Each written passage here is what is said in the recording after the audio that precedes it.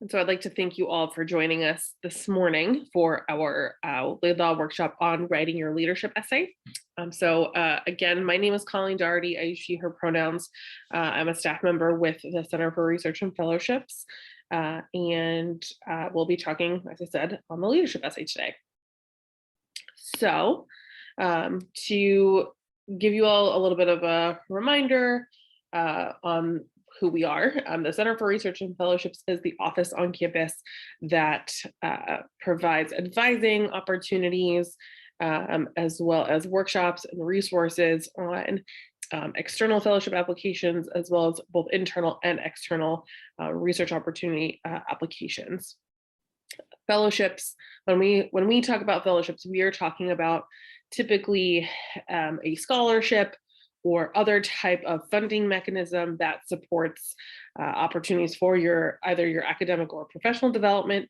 And these will typically provide funding for study abroad programs, language study, research opportunities, research projects, creative projects, internships, academic programs as an undergraduate or postgraduate or graduate study or research or teaching. So when we're talking about fellowships, we're really talking about those programs that will provide funding for any multitude of activities, which includes the Laidlaw program, which provides funding for research over your first summer. It also funds the leadership program over the academic year, next academic year, and then the funding for your leadership in action project over the second summer. So when we're talking about leadership, the Laidlaw Foundation puts a really strong emphasis on ethical leadership and the development of ethical leaders. Susanna Kemp, the Laidlaw Foundation CEO, has been quoted as stating that we, as a society, need a new generation of leaders who have the research brilliance to help solve intractable problems, who behave with integrity and are determined to make the world a better place. And so when we're thinking about the Laidlaw program, the overlap between leadership and research is very, very important. As you have most likely already know, but again, as a reminder, this program partners with 14 universities worldwide to support what they see as the next generation of ethical leaders.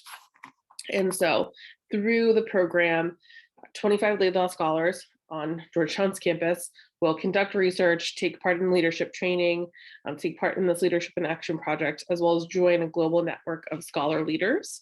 And again, that overlap between leadership and research is the primary focus for the Laidlaw Foundation. When we're thinking about this program, we're not thinking about these four components as four distinct components separate from each other. They are four components that the Laidlaw Scholars and the Laidlaw Advisory Board here on Georgetown's campus, us as a staff through the Center for Research and Fellowships, as well as the Laidlaw Foundation, all see these four components not as distinct, but as four components leading into and overlapping with each other, because you should be learning and growing through each of these four components. So it's not just you're doing research, you're doing this leadership training, you're going to go do a project. You're going to be learning through each of these components, not as distinct opportunities, but as phases of a program that you're learning during and through, and developing the skills and abilities through each of them and building on them throughout your entire process. So those are some things to be thinking about as you're thinking about your application, thinking about your essay, and thinking about your interest in this program.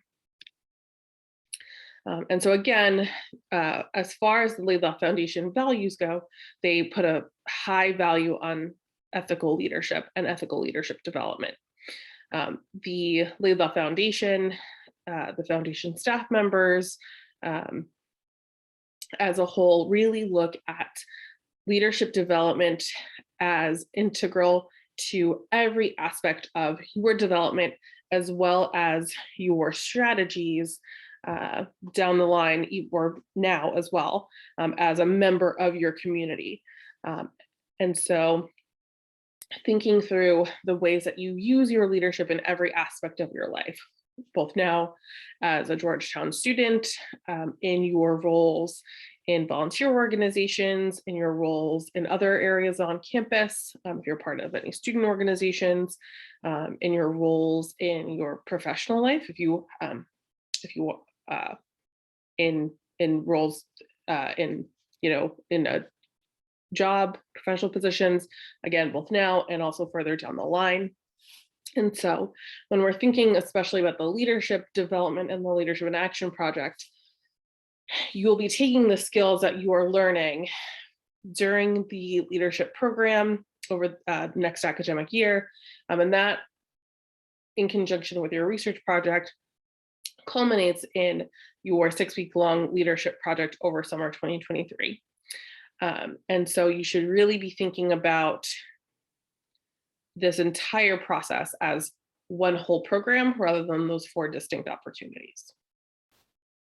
Any questions so far on sort of like Laidlaw, the Laidlaw Foundation, on their values when it comes to leadership?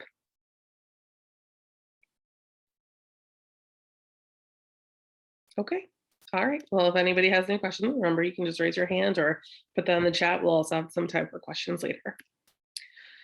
So when it comes to the leadership essay, we have 3 prompts for you to choose from, and you'll write a 500 to 750 word essay on one of these 3 prompts. And those prompts are, number 1, describe a time that you faced a difficult situation in a group setting and took steps to resolve the issue. What action did you take? Were those actions effective? And what did you learn about yourself in the process? Number 2, who is a leader that you look up to that is not related to you, with a trait that you would wish to emulate? What is that trait, and why do you believe it is important to use as a leader? And number 3, how would you define ethical leadership? Why is it important to develop leadership skills rigorously informed by ethical principles? So you select one of these 3 prompts and you write your essay on one of these prompts. When selecting your prompt, you want to reflect on those 3 options for writing your essay. It's important to consider what's being asked. Which of these 3 prompts can you respond to most earnestly with authenticity? Which one of these prompts really speaks to you the most, that you are the most excited to write about?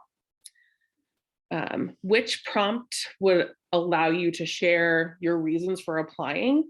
How can you convey the impact that this program will have on you?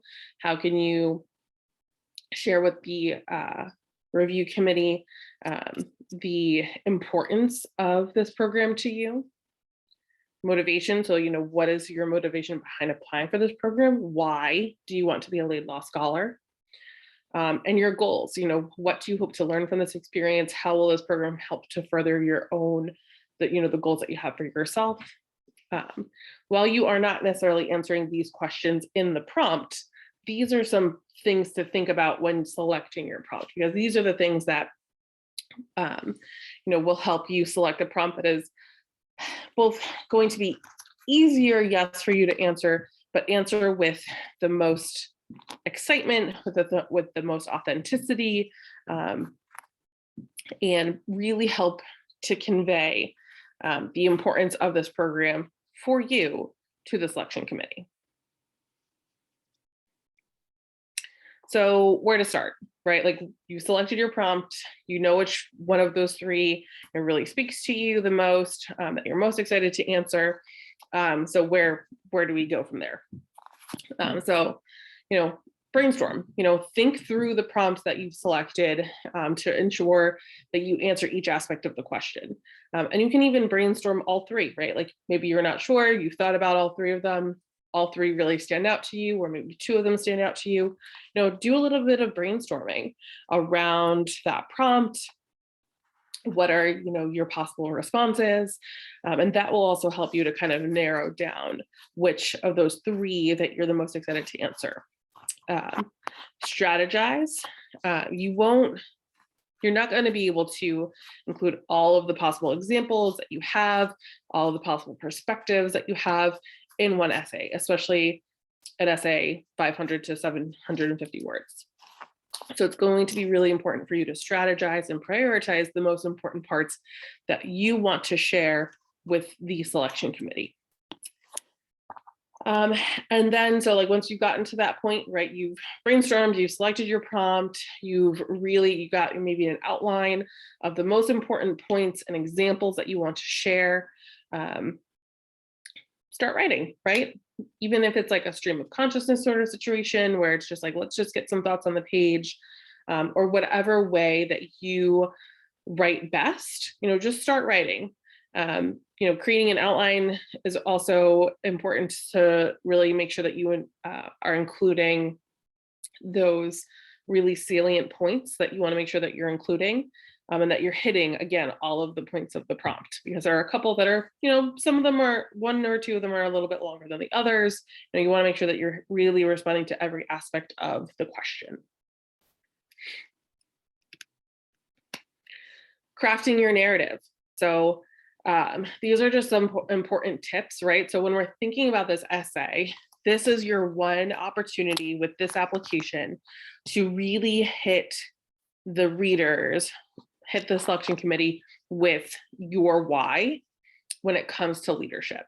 And so making sure to develop this essay in a way that pulls together all of the salient aspects of your entire application, especially as it comes to leadership. You're really sharing and driving home for the reader your understanding of leadership and why leadership is important to you.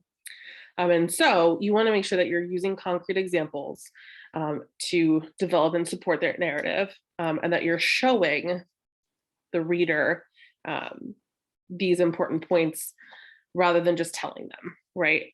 Providing those examples, providing those anecdotes is a much more engaging experience for the reader, and it will help the reader to remember your essay over another essay that is maybe not as, maybe not using as engaging wording, or really crafting this experience. You almost want the reader to sort of like lose themselves in your essay because they're just so engaged. They want to know what's going to happen next. They want to know like what is the outcome of this experience that you're sharing. Personal voice. So, using words and phrases that you're comfortable using rather than what you think the reader wants to see. You really want to, again, make sure that you're being authentic in the experiences that you're sharing. Using more academic language, if that's not your writing style, is going to come off as like very staid and not as engaging, versus if you have a more narrative style of writing, that is going to help your points to come off much easier and will help you to write in a much more exciting manner. It will also just be easier for you to write, right? If you're writing in a style that you're not used to writing in because you think that's what the reader wants to see or hear, that's not going to be helpful for you. Writing in a style that is more comfortable for you will help you to actually get your points across. Insight. So again, I apologize for any background noise. I am also working from home. And so I thought my dog was asleep, but I apologize. So insight. The essays should really provide insight into your thought process and your experiences, right? You're not just sharing an example of a time, right? So maybe if you're using the first prompt, like you're, in addition to providing that example of like a time that was difficult for you and like that you really exemplify those leadership skills, you're also sharing your thought process. You're also sharing like why did you do the things that you did? Why did you decide to go that direction or that route with your problem to find that solution versus a different route? So just as much as you are sharing this experience and perspective, you're also sharing your insight and thought process when facing that challenge. And the same goes for the other prompts. You are showing just as much of, an example as you are showing your insight into the problem or experience. And because of that, there's no right answer. There's no correct answer when sharing your perspective. There's no right answer when it comes to like, what is ethical leadership? Yes, there is a textbook definition, but this is not a test. This is not an opportunity for you to reiterate what is listed in Merriam-Webster's. The selection committee wants to know what your definition of ethical leadership is and what you see as ethical leadership and how this is important to you and your life and your experiences. Which brings us to my fourth point, reflection. So sharing your thoughts, your perspectives, your understanding of the topic will help you to show that thought process and help you to really craft a good example. So maybe using some reflection exercises or just sort of sitting and thinking and reflecting on the topic before writing your draft is going to be really helpful and important in crafting that narrative. Any questions so far? Okay. So some things to avoid. You don't want to just rehash your resume or other aspects of your application. You want each aspect of your application to sort of stand on its own. Can you reference or refer back to other aspects of your application? Absolutely, right? You may be sharing an experience that happened during an internship, and that internship is listed on your resume. That's great, but you don't necessarily want to write a narrative version of that internship experience. You want to make sure that you're answering the prompts that you've selected rather than just writing a narrative version that's something that is listed on your resume. Referencing back is fine, but you want to make sure that you are actually answering the prompt. Using cliches. So overused cliches are not helpful in kind of conveying your point. You want to make sure that you are using language and tone that helps your voice to really shine and share, and again, sharing the experiences that are your own. If you're using cliches, again, it's not super engaging, it's not interesting, and it doesn't show your voice and your experience. It's showing, someone else's experience that is not your own. And so to be an engaging writer, you really want to avoid any kind of cliches and generalizations. Avoid using generalizing language for a number of reasons. One, being too general does not help you to stand out. You want to make sure that you're using specific personal experiences to convey that impact of your story. Providing those specific examples, again, helps you to stand out. And writing with generalizations, this experience could have happened to anyone. This story could be anyone's. You want to make sure that you're sharing an experience that is as specific to you and to your experience as possible, again, to convey your perspective, your understanding of the topic, and your understanding of the prompt. Revision and feedback are the most important as well when writing any kind of essay or draft. And so creating a timeline with deadlines for each draft or each iteration of your essay will help you to stay on task. Creating that timeline also will help you to stay organized and avoid that feeling of anxiety or rushing through the application, the week before it's due. Nobody likes that feeling. Nobody wants to throw out an application that is only like halfway done, or it's like not as good as that it could be.